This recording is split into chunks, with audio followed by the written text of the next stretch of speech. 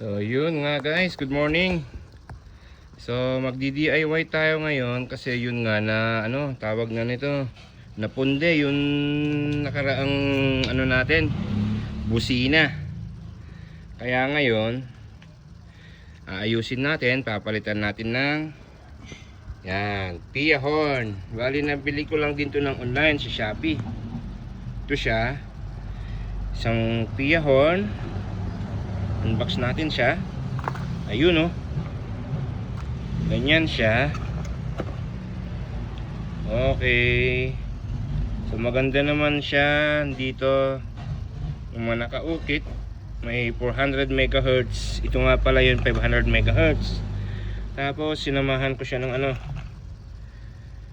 Shinigawa interrupter relay para at least paputol-putol ang tunog.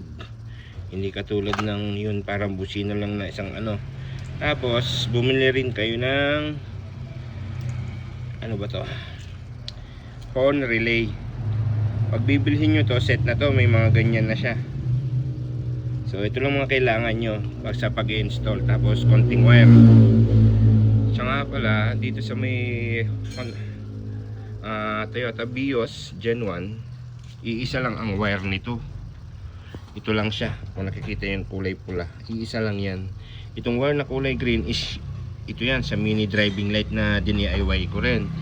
So ito, mamaya natin yan. Dito muna tayo mag-focus. So yan na nga, binaklas ko na yun niya para at least makita nyo. Umpisa na natin. At ipapaliwanag ko kung ano ang kaibahan ng walang relay at sa may relay. Umpisa na natin guys.